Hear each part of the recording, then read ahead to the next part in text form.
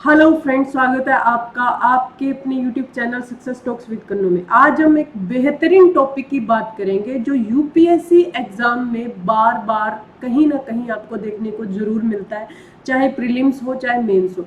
तो ये सीधा हम मेरे नोट्स में से करेंगे जो मैंने बहुत ही शिद्दत से बनाए हुए हैं, ठीक है। और दूसरी बात ये कि ये टॉपिक जो है काफी इंपॉर्टेंट है। प्रेसिडेंशियल सिस्टम क्या होता है, पार्लियामेंट्री सिस्टम क्या होता है, इन दोनों के बीच में डिफरेंस क्या होता है, तो मेजरली हम इन पे बात करेंगे। और चलते हैं मेरे नोट्स की साइड। तो सबसे पहला पॉइंट जो यहाँ पे देखने को मिलता है वो क्या है, तो सबसे पहला पॉइंट देखिएगा।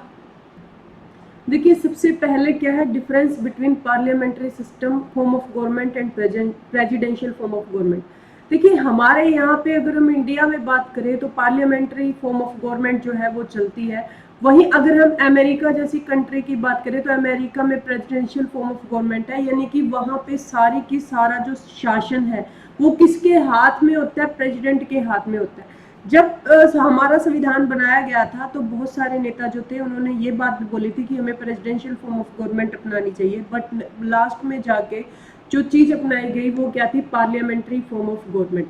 आइए हम देखते हैं कि इनके बीच में क्या डिफरेंस है। तो सबसे पहला जो पॉइंट है वो क्या है बच्चे, कि in parliamentary form of parliamentary system the legislature and executive body of the government are closely related while the judiciary is independent of the two bodies।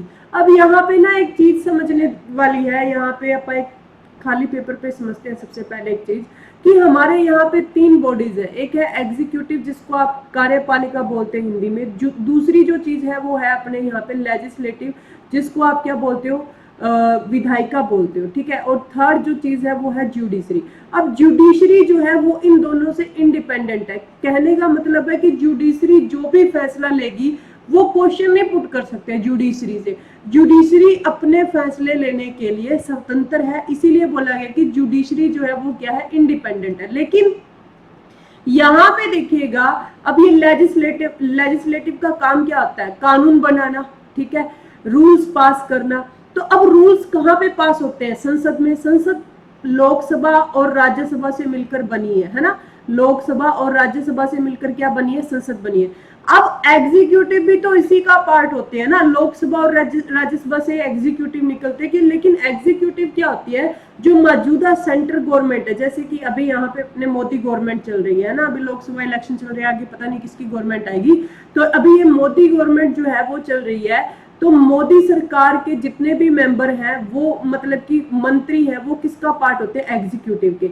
अब ये जो एग्जीक्यूटिव ने जो भी कानून बनाया है, लेजिस्लेटिव उससे क्वेश्चन पूछ सकती है। समझ में आ रही इतनी बात कि हाँ जी आपने ये कानून बनाया तो किस टाइप से बनाया, ऐसा सिस्टम क्या है। तो इन्हें पास करवाने के लिए एग्जीक्यूटिव को कोई भी कानून पास करवाने के लिए लेजिस्लेटिव का सहारा लेना पड़ेगा, तभी तो कोई कानून बनेगा ना, तभी तो कोई रूल पास होगा ना, इस टाइप से, ठीक है। वैसे बहुत सारे बिल होते हैं, उनका अलग अलग तरीका होता है पास करने का। जनरल बिल होता है, मनी बिल होता है, ठीक है, फाइनेंस बिल होता है, उसमें भी अलग अलग वेराइटीज होती है। तो वो उनपे अपन अलग अलग से बात करेंगे। लेकिन यहाँ पे दोबारा टॉपिक पे आते हैं।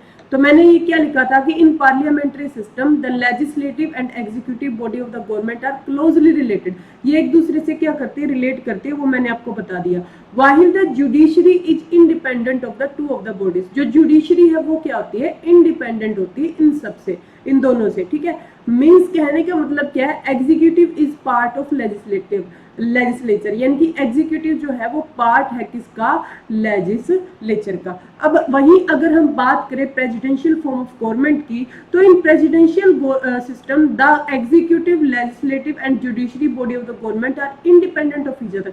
तो यहाँ पे अगर हम बात करें तो एग्जीक्यूटिव भी जो प्रेसिडेंट होता है, लेजिस्लेटिव भी जो कानून बनाता है, और जुडिशरी भी, ये तीनों ही एक दूसरे से क्या होते हैं, इंडिपेंडेंट होते हैं। जब हम प्रेसिडेंशियल फॉर्म ऑफ गवर्नमेंट की बात करते हैं तो यहाँ पे means executive is not be the member of legislature. लेकिन यहाँ पे क्या है कि एग्जीक्यूटिव जो है वो लेजिस्लेचर का मेंबर है, लेकिन यहाँ पे एग्जीक्यूटिव लेजिस्लेचर का मेंबर नहीं है। तो ये था फर्स्ट पॉइंट, इसको अच्छे से आपने क्लियर करना है। अब हम बात करेंगे सेकेंड पॉइंट की, और सेकेंड पॉइंट जो है हमारा वो क्या है, प्रेसिडेंट इज नॉमिनल हेड। क्या बोलता है कि प्रेसिडेंट जो है वो नॉमिनल हेड है, नामात्र की कार्यपालिका बोलते हो। सिर्फ आपको देखा होगा कि सिग्नेचर करते हुए देखा गया आपको प्रेसिडेंट को, ठीक है, लेकिन जो काम करता है एक्चुअल में, रियल एग्जीक्यूटिव जो होता है वो कौन होता है, प्राइम मिनिस्टर होता है, ठीक है। President is nominal head whereas prime minister is real executive head.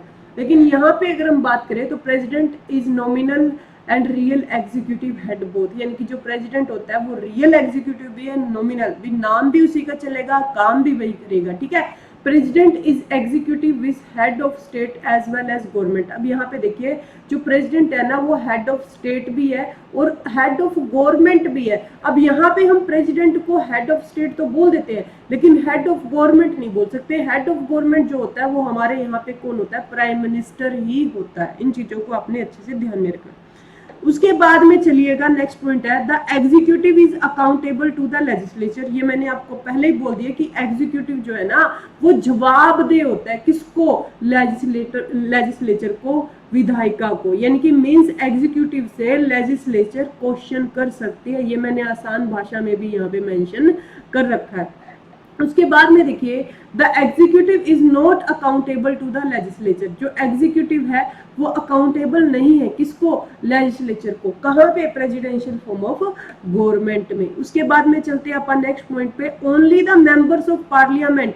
Next point क्या है, only the members of parliament can be appointed as minister, यानी कि जो सिर्फ पार्लियामेंट के मेंबर है ना वही करते हैं। अब यहाँ पे अपने चलता क्या है, पार्लियामेंट में क्या है, लोकसभा और राज्यसभा। अब मान लीजिए कि किसी को क्या बनाना है, मिनिस्टर बनाना है, किसी को कोई भी डिपार्टमेंट देना है, तो उसको सबसे पहले लोकसभा में और राज्यसभा, लोकसभा या राज्यसभा में अपनी सदस्यता यानी कि अपनी मेंबरशिप पक्की करनी पड़ेगी 6 महीने के अंदर अंदर। यानी कि आप मिनिस्टर बनाना चाहते हो किसी को, प्राइम मिनिस्टर मोदी को आप पसंद आ गए, ठीक है, उन्होंने बोला कि हाँ जी आपको क्या बना देते हैं, मिनिस्टर बना देते हैं, फाइनेंस मिनिस्टर बना देते हैं, ठीक है। तो आपको क्या करना पड़ेगा, 6 महीने में मेंबरशिप लेनी पड़ेगी या तो लोकसभा की या राज्यसभा की। अब लोकसभा में तो आ नहीं सकते क्योंकि 5 साल की वोटिंग के साथ आते हैं। तो राज्यसभा में क्या होता है कि हर मतलब कि 2 साल बाद 2/3 सदस्य जो है बदल जाते हैं, तो इसमें सीट खाली करवा के दे दी जाती है, ऐसा कुछ सिस्टम होता है, ठीक है।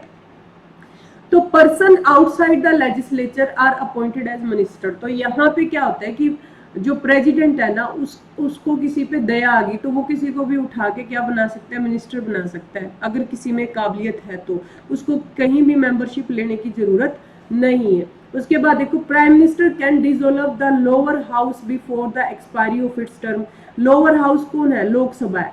लोअर हाउस कौन है, लोकसभा। तो क्या बोलते हैं कि प्राइम मिनिस्टर जो है ना वो खत्म कर सकता है किसको, लोकसभा को 5 साल से पहले, यानी कि एक्सपायरी डेट से पहले ही भी खत्म कर देते, फिनिश कर देते, ठीक है।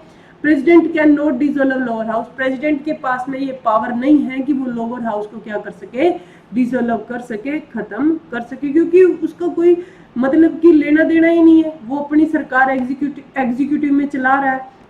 उसके बाद में नेक्स्ट पॉइंट है मेजोरिटी पार्टी रूल, यानी कि जिसको ज्यादा वोट मिलेंगे ना उसी की पार्टी बनेगी, उसी की सरकार बनेगी, यानी कि मेजोरिटी पार्टी रूल है कहाँ पे, पार्लियामेंट्री फॉर्म ऑफ सिस्टम में। अब यहाँ पे देखो, president and legislature are elected separately. अब यहाँ पे देखो प्रेसिडेंट, अब यहाँ पे मेजोरिटी पार्टी रूल होते हैं, जैसे कि अभी नारा चल रहा है 400 सीट पार, 400 सीट पार, बीजेपी इस बार 400 सीट पार। तो यहाँ पे मेजोरिटी में आएगी, जितनी ज्यादा सीटें मिलेंगी उतनी ज्यादा उनको मेजोरिटी मिलेगी।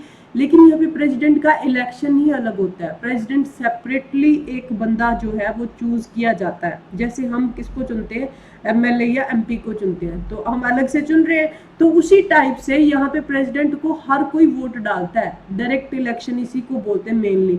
And legislature are elected separately. जो लेजिस्लेचर है ना, जो लेजिस्लेटिव की सीटें हैं वो तो अलग से भरी जाती है, सेपरेटली इलेक्शन है, ठीक है। लेकिन यहाँ पे जितनी ज्यादा सीटें जिस गवर्नमेंट की होगी सरकार उसी की बनेगी, ठीक है। नेक्स्ट है कोलेक्टिव रिस्पॉन्सिबिलिटी। एग्जीक्यूटिव पार्लियामेंट के मतलब की रिस्पॉन्सिबल होती है, यानी कि कोलेक्टिव रिस्पॉन्सिबिलिटी का मीनिंग यही है कि एग्जीक्यूटिव जो है ना वो पार्लियामेंट को जवाब देगी। अगर कुछ भी गलत होता है ना तो अपोजिशन उससे क्वेश्चन करती है, बट यहाँ पे कोई भी रिस्पॉन्सिबिलिटी ऐसी इस टाइप की नहीं होती, ठीक है। नेक्स्ट है लीडरशिप ऑफ पीएम होती है। यहाँ पे डोमिनेंस ऑफ किसकी होती है, प्रेसिडेंट की। यहाँ पे लीडरशिप ऑफ पीएम है लेकिन यहाँ पे डोमिनेंस ऑफ प्रेसिडेंट है। समझ में आ गई इतनी बातें, क्लियर है इतना? ठीक है, होप सो आपको ये सारी की सारी बातें समझ में आ गई होंगी। और अगर वीडियो पसंद आई हो तो लाइक करना और शेयर भी करना, आगे के नोट्स भी आपके साथ शेयर करेंगे। Thank you so much.